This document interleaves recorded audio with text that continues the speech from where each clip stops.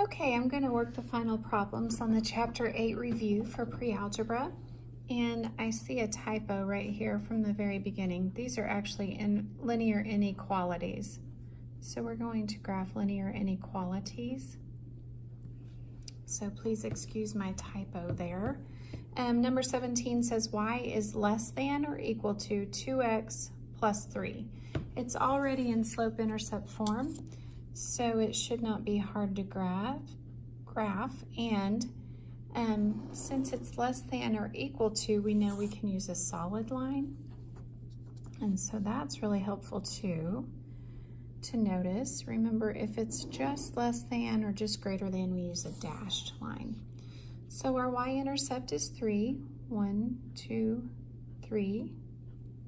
And our slope is 2, up 2 over 1. All right, so this is our line. Again, it can be a solid line because it is less than or equal to. We draw that line. What we realize is that y is less than this line if it's over here underneath. So you would actually shade all of this area over here. All right, so that is our graph for number 17.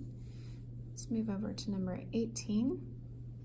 Number 18, we actually need to solve for y so that we can graph this easier. So I'm going to subtract 3x from both sides, and I'll get y is greater than negative 3x minus 6. Okay, so one of the things that we need to notice right away is that it's not a greater than or equal to, it's just a greater than. So the graph of this line will be dashed. It doesn't include the spots, all of the points on the line. So once we get our x and y axes, we will go to negative 6 for our y-intercept. 1, 2, 3, 4, 5, 6. And we have a negative 3 slope. Because my graph is smaller, I want to remind you that negative 3 can equal negative 3 over 1 or 3 over negative 1. So I'm actually going to use this slope. They both equal negative 3. All right, so I'm going to go up 3, 1, 2, 3 over 1, and this is my line. And remember, because it's only greater than, not greater than or equal to, it is a dashed line. All right, so there's my line. I could have extended that up higher, but that is good enough. The values for y that are greater than this line are going to be the ones that are above the line. So you can color in all of that section, and that would be the solution for number 18. Number 19 says you have a $100 gift card to a store that rents movies and video games. The rental fee for a movie is $4 and the rental fee for a video game is $5. Write an inequality that represents all of the combinations of movies and games that you can rent.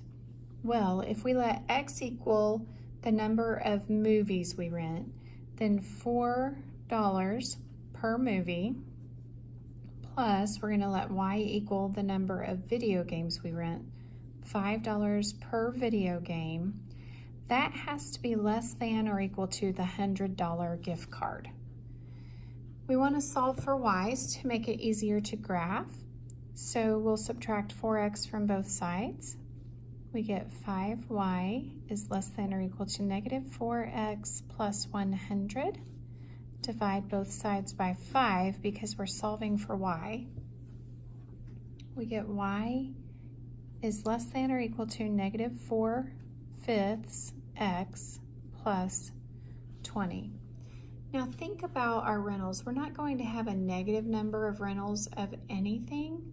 So we're actually just going to have the first quadrant where x and y are both positive. So I'm going to let this edge be my y-axis, and I'm going to let this bottom edge be my x-axis. All right, And I'm going to go by 2's this time because I have a pretty big y-intercept.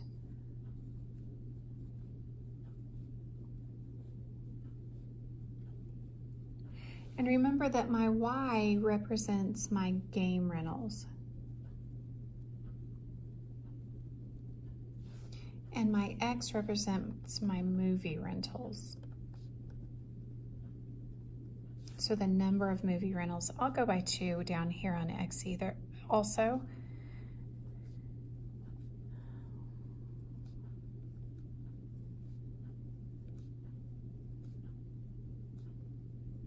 All right, I think that's probably enough.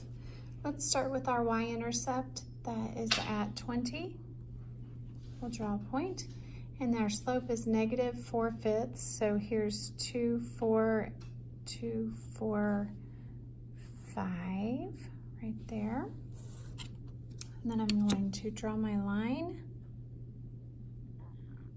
Looks like if I line it up right, it will go right along here. And it is a solid line because we have less than or equal to. And it is less than, so we'll shade in the space down here. That means for any combination on this line or in the shaded space, we can rent that number of games and that number of movies. So we could choose this spot and we would be under $100, or we could choose this spot and we would be at $100. All right, so there's number 19, and we're going to go ahead and move on to number 20. It says, write an equation of a line that is parallel to the given line and passes through the point.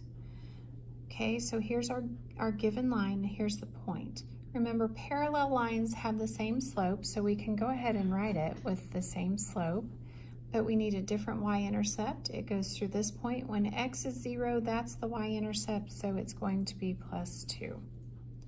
All right, on this next one, it says parallel in the instructions, write an equation of a line that is parallel. That is supposed to be perpendicular. And since we just did a parallel, I would like to do this one as perpendicular.